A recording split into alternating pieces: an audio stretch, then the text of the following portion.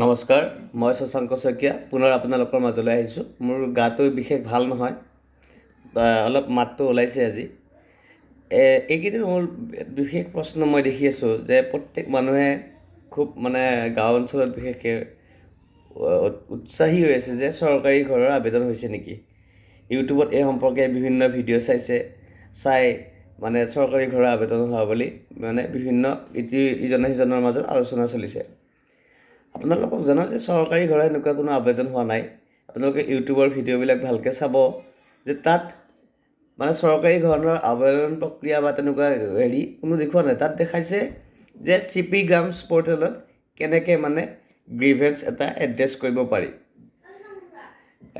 গতিকে আপোনালোকক জনাওঁ যে CP গ্ৰামছ পৰ্টেলত কোনো ধৰণৰ চৰকাৰী ঘৰৰ আবেদন কৰিব নোৱাৰি। এইটো এটা হ'ল চেণ্ট্ৰেল গ্ৰিভেন্স ৰিডিউচেল পৰ্টেল। আপোনাৰ যিকোনো ধৰণৰ ওজৰ আপত্তি আপোনালোকে CP গ্ৰামছত দিব পাৰে।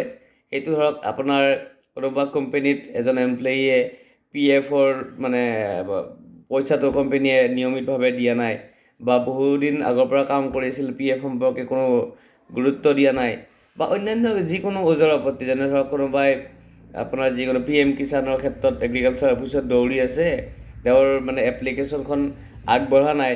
গতিকে এই এপ্লিকেশ্যনখন কিদৰে হায়াৰ অথৰিটিক জনাব, সেই এপ্লিকেশ্যনখনৰ পৰা কিদৰে সুফল পাব, এই গোটেইখিনি বস্তু যেনেকুৱা ধৰণৰ আমি এটা CP গ্ৰামছত কমপ্লেইন এটা দিব পাৰোঁ যে তাত আমাৰ যিখিনি অসুবিধা আছে পাব্লিকৰ, হায়াৰ অথৰিটিৰ লগত এইখিনি ডিছকাছ কৰি তাৰ পৰা এটা সমাধান সূত্ৰ পাব পাৰোঁ।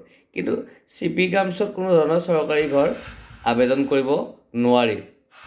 এইটো এটা ভুল তথ্য ইউটিউবত আপোনাৰ সচৰাচৰ দি থকা হৈছে যে আপোনালোকে এই ক্ষেত্ৰত গুগলত গৈ চাৰ্চ কৰিব হোৱাট ইজ CP গ্ৰামছ বা how is CP grams useful. এতিয়া আপোনাৰ দেখিব যে this is a government of India portal aim at providing the citizen with a platform for redress of their grievance. If you have any grievance against any government organization in the country, you may lodge your grievance here, which will go to the Ministry Department as the government concerned for the immediate redress. গতিকে আপোনালোকে এইটো গম পাইছে যে CP গ্ৰামছত আমি যিকোনো ধৰণৰ নাগৰিকৰ যিবিলাক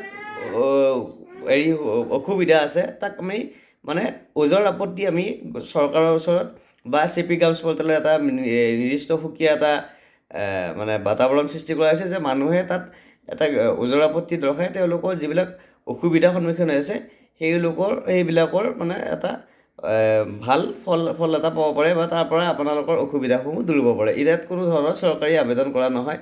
গতিকে আপোনালোকে ভিডিঅ'সমূহ চাওঁতে বা যিকোনো কথা বিশ্বাস কৰোঁতে আপোনালোকে তাৰ সম্পূৰ্ণ এইটো জানি ল'ব। নহ'লে যিকোনো ধৰণৰ ভিডিঅ' আজিকালি ইউটিউবত ভিউজৰ কাৰণে পোৱা যায়, সেইটোৰ দ্বাৰা সকলো কাম নহয়।